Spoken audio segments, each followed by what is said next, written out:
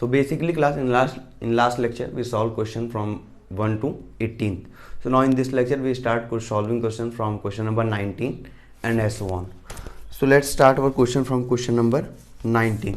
So what first means 19th question say, I just again recall all the things whatever I just explained, like all the questions are solved from ML Agrawal book. Clear? All the questions whatever I solved in this lecture or in my previous lecture, all the questions are taken from ML Agrawal book. ML Agrawal class 9th. If I say then this lecture or trigonometry lecture important for class 9th as well as class 10th, class 10th ICSE board, and in CBSE this is very important for class 10th, because in CBSE pattern trigonometry contents are start from class 10th, and in ICSE trigonometry contents are starts from class 9th. So after these things, let's start solving our questions from question number 19. So what question number 19 say, if tan theta is equal to 5 by 12, there is a tan theta and tan theta is equal to 5 by 12.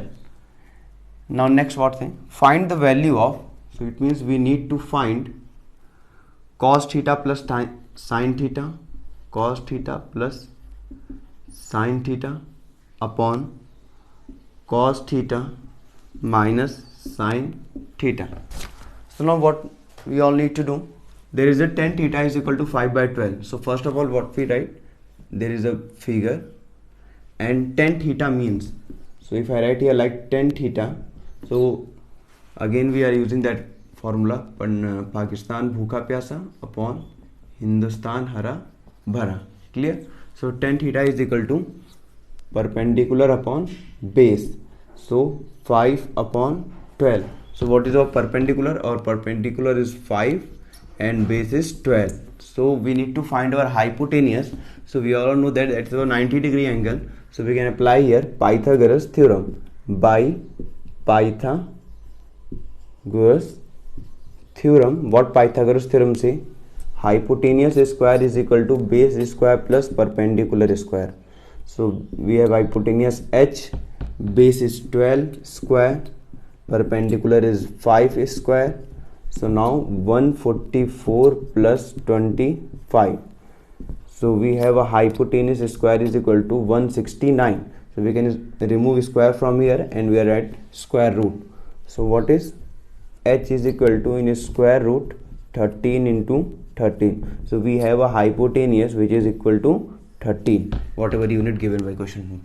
So what we learn, hypotenuse is 13th. So when we are getting hypotenuse 13, so now we need to find cos theta and sin theta. So first of all we write here sin theta. Sin theta means perpendicular upon hypotenuse. So we have a perpendicular 5 and hypotenuse 13. Now next we need to find cos theta. So cos theta means base upon hypotenuse. So base means 12 and hypotenuse means 13. Why I am finding sin theta and cos theta? So because in finding cos theta plus sin theta, cos theta minus sin theta, it means there is a 2 trigonometry ratio which we need to find. Clear? There is a one cos theta, sin theta, sin theta. That's why we need to find sin theta and cos theta. Now next thing what we need to do, we need to put all the values of sin theta and cos theta here. Like if I am again writing here, find cos theta plus sin theta upon cos theta minus sin theta. So cos theta means 12 upon 13. So we write it 12 upon 13 plus 5 upon 13 whole upon cos theta minus sin theta, means 12 upon 13 minus 5 upon 13. So what can we do? 12 upon 13 plus 5 upon 13 means 12 plus 5. 12 plus 5 upon 13 whole upon 12 minus 5 upon 13. Now 12 plus 5 means 17 upon 13, and this is into 13 upon 12 minus 5, 7. So you can remove 13 from 13. So we have a 17 upon 7. This is our answer. So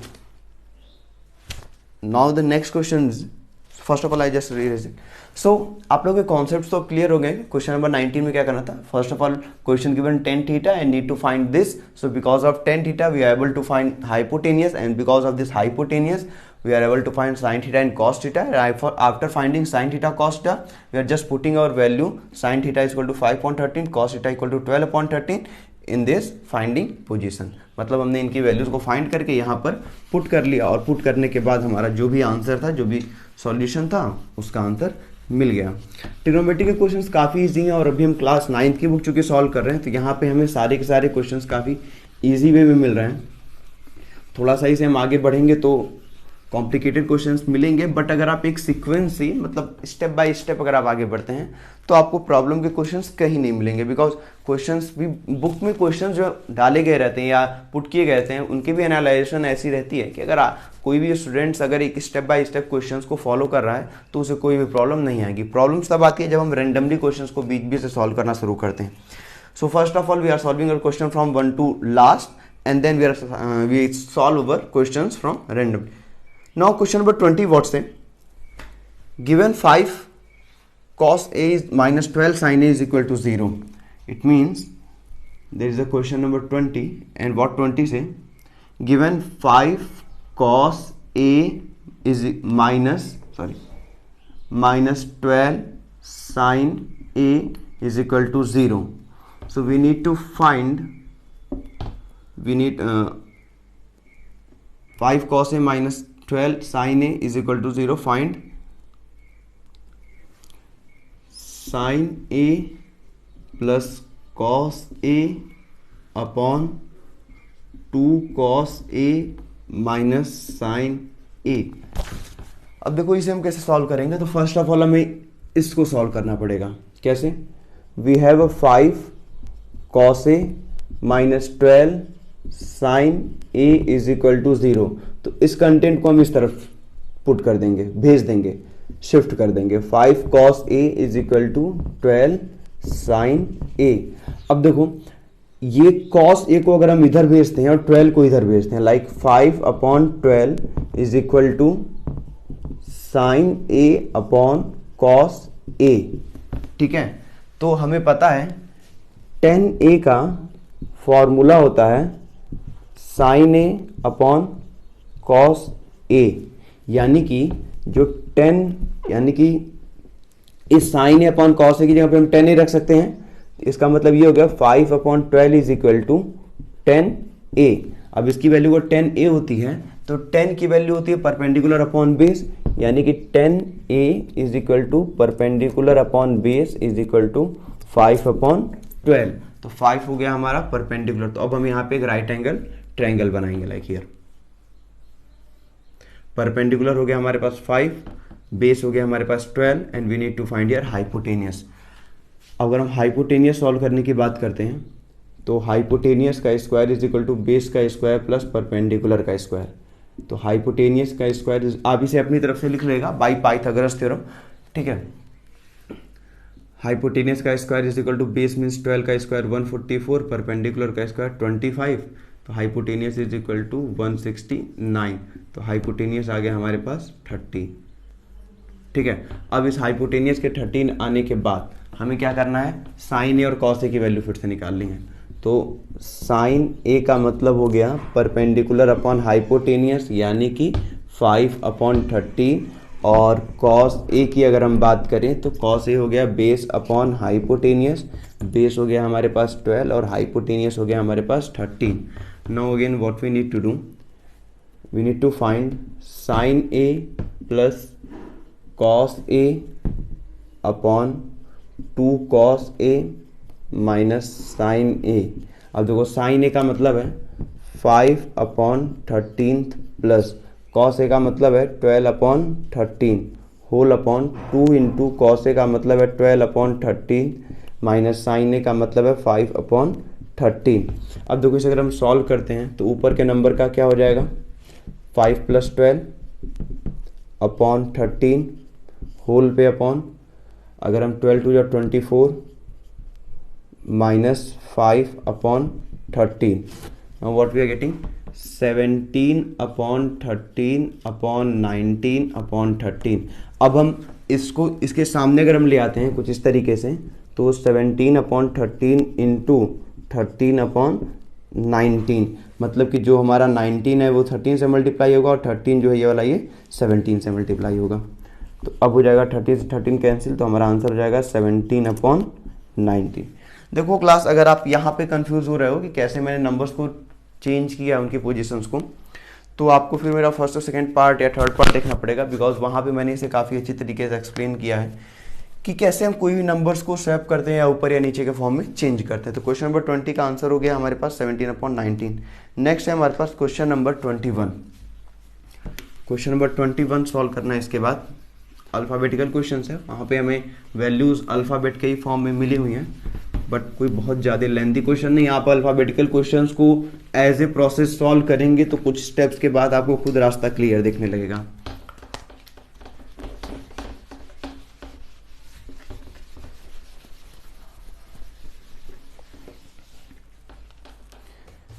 question number 21। So what question number 21 से, if tan theta is equal to P by Q, so we need to find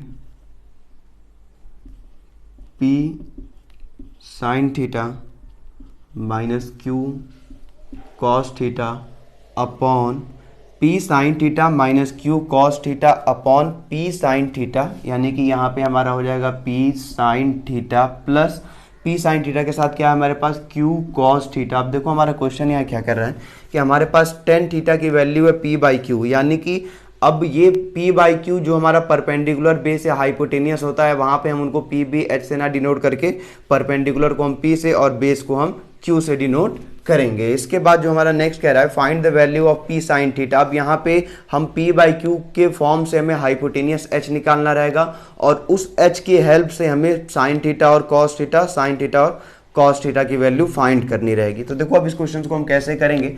सबसे पहले हमें यहाँ पे एक फिर से right angle triangle बनाना पड़ेगा। इस राइट एंगल ट्रायंगल में अगर हम देखें यहाँ पे जो भी हमारे पास tan थीटा लिखा हुआ है, तो tan थीटा का मतलब है P बाई बी, यानी कि परपेंडिकुलर अपॉन बेस। अब इस परपेंडिकुलर अपॉन बेस की हम बात करें तो परपेंडिकुलर है हमारे पास P और बेस है हमारे पास Q। अब परपेंडिकुलर P का मतलब हो गया ये वाला जो डिस्टेंस है, इसके फिगर को एक बार और अच्छे से बनाते हैं। तो ये वाला जो हमारा डिस्टेंस है परपेंडिकुलर ये हो गया P और ये वाला जो डिस्टेंस बेस है ये हो गया हमारा Q। अब इसके बाद हमें निकालना है हाइपोटेनियस। तो अगर हम हाइपोटेनियस निकालने की बात करें तो फिर से हम वही करेंगे सेम, बाई पाइथागोरस थ्योरम। अगर हम बाई पाइथागोरस थ्योरम से सॉल्व करते हैं तो हाइपोटेनियस का square is equal to base का स्क्वायर प्लस परपेंडिकुलर का स्क्वायर। हाइपोटेनियस, बेस और परपेंडिकुलर के फॉर्मूले से देखो यहाँ पे हम आगे क्या करेंगे, हाइपोटेनियस हमारे पास कुछ नहीं है तो h मान लिए, बेस हमारे पास क्या है q का स्क्वायर है और परपेंडिकुलर क्या है p का स्क्वायर है। तो h is equal to in square root q square plus p square हो जाएगा। अब इस q स्क्वायर और p स्क्वायर के क्वेश्चन के बिहाफ से या इसके हेल्प से हम अपने क्या करते हैं हाइपोटेनियस की वैल्यू को पुट कर सकते हैं। लाइक यहाँ पे अगर हमारे पास स्क्वायर रूट है तो q square plus p square हो गया, ठीक है। अब इसके आगे अगर हम इस क्वेश्चन को देखते हैं सॉल्व करने के लिए, तो देखो हम क्या करेंगे, ठीक है। अब हमें क्या करना है, साइन थीटा निकालना है। तो sine theta is equal to perpendicular upon hypotenuse, perpendicular p हो गया, hypotenuse in square root q square plus p square हो गया। इसके बाद हम निकालेंगे कॉस थीटा। कॉस थीटा की अगर हम बात करें तो बेस अपॉन हाइपोटेनियस हो गया, बेस हो गया हमारे पास q और हाइपोटेनियस हो गया हमारे पास in square root q square plus p square. अब हमें क्या करना है, इनकी वैल्यूज को फाइंड करना है। तो देखो फाइंड करने के लिए हम सबसे पहले क्या करेंगे, p sine theta minus q cos theta upon p sine theta plus q cos theta. अब देखो अगर हम इस p साइन थीटा और q कॉस थीटा की अगर हम बात करते हैं तो p इंटू साइन थीटा का मतलब हो गया p upon in square root q square plus p square minus q into cos theta की अगर हम बात करते हैं तो q upon in square root q square plus p square हो गया। अब होल पे हमने अपॉन कर दिया p इंटू साइन थीटा का मतलब हो गया p upon in square root Q square plus P square plus q into cos theta का मतलब हो गया q upon in square root Q square plus P square. अब देखो हम यहाँ क्या कर सकते हैं, तो सबसे पहले तो हमारा काम ये हो सकता है कि हम p into p q into q p into p और क्यू इंटू क्यू कर दें। तो हमारे पास क्या हो जाएगा, p square upon in square root Q square plus P square minus q square upon in square root Q square plus P square whole पे अपॉन हो जाएगा। और फिर यहाँ पे हम लिख सकते हैं p square upon in square root Q square plus P square plus Q square upon in square root Q square plus P square हो जाएगा।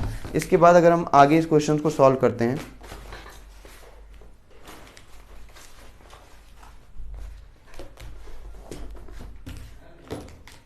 अगर इस क्वेश्चन को हम आगे सॉल्व करते हैं तो देखो क्या हो जाएगा, हम 1 अपॉन रूट क्यू स्क्वायर और पी स्क्वायर को कॉमन ले सकते हैं। तो अंदर हमारे पास बचेगा पी स्क्वायर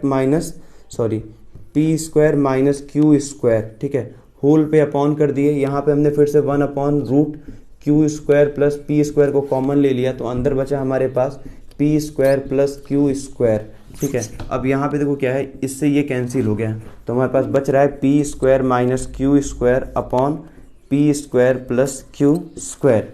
ये हमारा क्या हो गया है, आंसर हो गया है, ठीक है।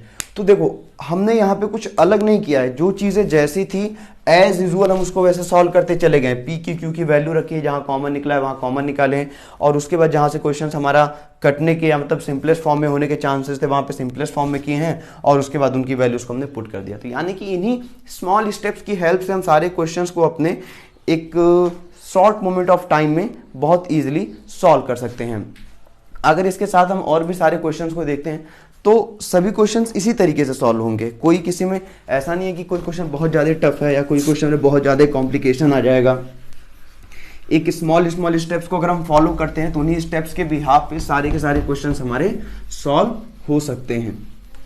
इसके बाद है हमारा क्वेश्चन नंबर 22। अगर हम क्वेश्चन नंबर 22 को देखते हैं तो 22 भी एक बेहतरीन क्वेश्चन है, लेकिन आसान क्वेश्चन है। बेहतरीन क्वेश्चन के साथ साथ एक बहुत ही ईजी क्वेश्चन है, जिसके लिए हमें बहुत ज़्यादा परेशान होने की जरूरत नहीं है। 22 क्या कह रहा है, इफ़ 3 cot थीटा यानी कि 3 cot theta is equal to 4, तो हमें फाइंड करना है, क्या फाइंड करना है, 5 sin theta minus 3 cos theta upon 5 sin theta plus 3 cos theta, ठीक है।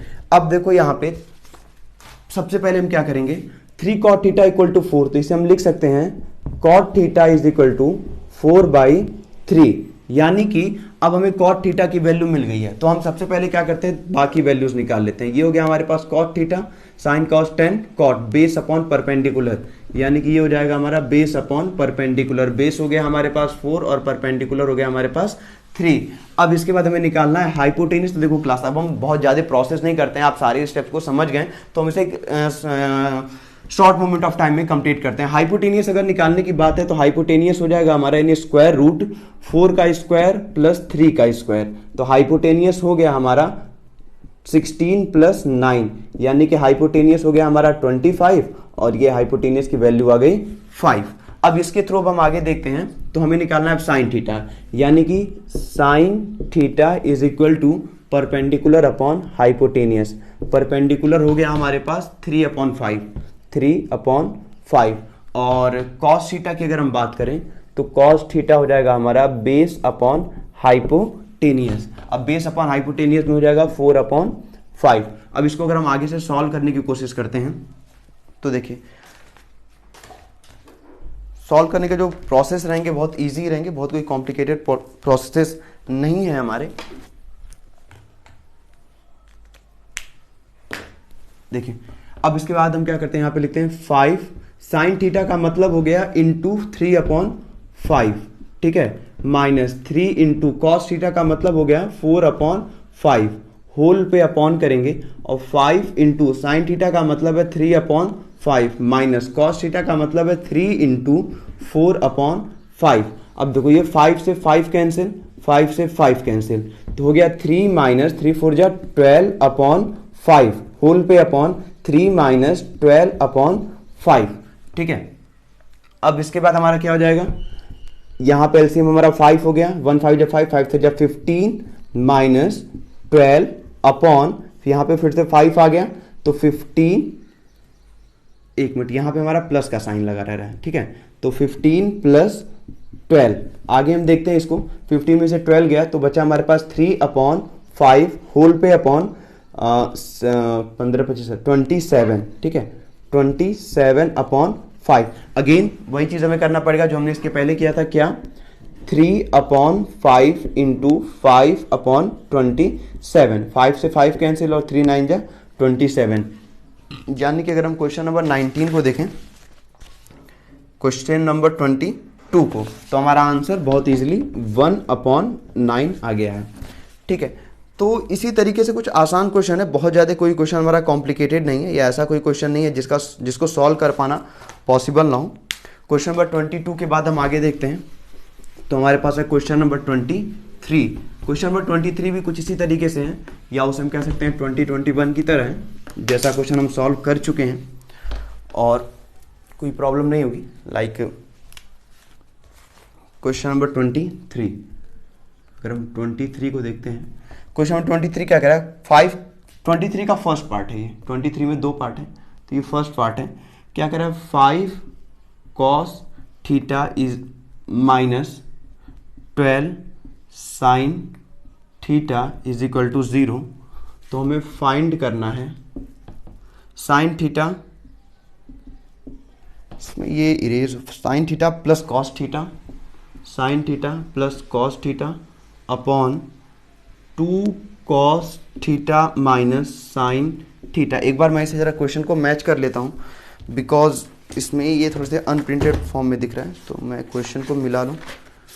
ट्रिग्नोमेट्री 402 पेज नंबर, तो 402 में हमारा क्वेश्चन नंबर कौन सा है, 23 है। 5 cos sine theta plus cos theta upon 2 cos theta minus sine theta. ठीक है, अब इस क्वेश्चन को हम देखते हैं, तो फिर से हमारे पास वही काम हो जाएगा, 5 cos theta is equal to 12 sine theta, यानी कि 5 upon 12 is equal to sine theta upon cos theta, यानी कि 10 theta is equal to 5 upon 12। अब हम इसकी वैल्यू की बात करें तो परपेंडिकुलर अपॉन बेस। अब हम यहाँ पे इस फिगर को ड्रॉ करते हैं, परपेंडिकुलर हो गया 5 और बेस हो गया 12, तो हाइपोटेनियस हमारा हो जाएगा is equal to in square root 12 का स्क्वायर प्लस 5 का स्क्वायर, 144 प्लस 25, यानी कि 169। तो हमारे पास हाइपोटेनियस हो गया 13। ठीक है, अब इस 13 के थ्रू हम साइन और कॉस की वैल्यू में बस चाहिए, तो साइन थीटा हो गया परपेंडिकुलर अपॉन बेस, यानी कि परपेंडिकुलर हो गया 5 और बेस हो गया 12। और अगर हम कॉस थीटा की अगर हम बात करें तो हो जाएगा बेस अपॉन हाइपोटेनियस, तो बेस हमारे पास है 12 और हाइपोटेनियस है 13।